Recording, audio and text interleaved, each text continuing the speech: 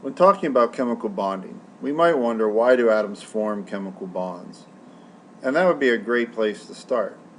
In order to answer that question, we really have to know what is a chemical bond in the first place. Here we have a couple different definitions.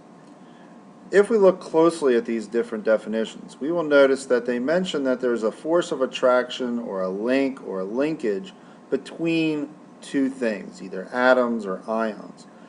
And that, in basic definition, is what a chemical bond is. If we look a little bit closer, we'll also notice that they mention the word stability. And stability is really where we need to concentrate our efforts if we want to understand why elements form chemical bonds in the first place. So what does it mean to be chemically stable? Well, chemically stable means low energy. And the big idea is that nature always moves towards lower energy or greater stability. In terms of chemicals, this means no reactions. Things that are at a high amount of chemical stability don't do anything. They just sit there because they're already very stable. This is kind of like a rock at the bottom of a hill. We're not worried about the rock all of a sudden jumping up and rolling up the hill because it's already at a low energy point. It's stable. I wouldn't stand at the bottom of the hill, though, if there was a giant rock at the top just about to roll down the hill, because it's unstable. So when we talk about chemical stability, we're talking about things that are already at low energies, that don't undergo chemical reactions. So are there any naturally stable chemicals? Well, yeah. The poster children for chemically stable elements are the noble gases: helium, neon, argon, krypton, xenon. These elements were thought for so long to do absolutely nothing, we used to call them the inert gases. We now know that some of the larger ones, namely krypton and xenon, can be forced into chemical processes or chemical reactions. But that's like pushing the boulder up the hill. These guys are at the bottom of the hill. They don't want to go up the hill. You're going to have to expend energy if you want them to react. So why are they stable? Well, as with everything in chemistry, we have to look at the subatomic particles. Namely, we have to look at electrons. For the noble gases, with the exception of helium, they each have 8 electrons in their valence. They have a filled s and a filled valence orbital. For example, if we look at argon, argon looks like neon on the inside, but it has an extra third layer, the third energy level, denoted by the 3 in the principal number.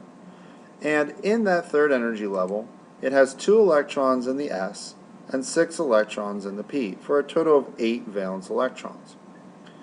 Well, this is all fine and good, so what does it mean for us in terms of making atoms stable? How does forming these compounds do this? Well, what we try to do is we try to have 8 valence electrons. We try to look like the noble gases, and the first way you can do that is by exposing those filled sublevels. If we look at sodium as an example, we'll notice that it has 1 valence electron in its 3s energy level. This 1 electron is shielding the outside world from the inner electrons. And if we look at the second energy level of sodium, we'll notice that there are 8 electrons there. Well, if we could get rid of that pesky 3s electron, we would have a noble gas configuration with 8 valence electrons, 2 in our 2s and 6 in our 2p. The other way that we can come about an electron configuration of a noble gas is to fill up empty s and p orbitals in the valence. For example, fluorine. Fluorine has 7 electrons, 2 in its 2s, 5 in its 2p. It's missing 1 electron. If we could add 1 electron to the third orbital of the 2p energy level, we would have 8 electrons in the outer energy level of fluorine, and hence a noble gas configuration. If we review here real quick, we bond to be stable. Pure and simple. We get into chemical partnerships so that we are more stable than we were before. Stability means we have low potential energies. We're unreactive. We're bound to the place that we're in. Noble gases are what we strive to be. They are the models for chemical stability. And we achieve this chemical stability to bond to expose electrons or fill energy levels. All this in a hope to mimic noble gas configurations.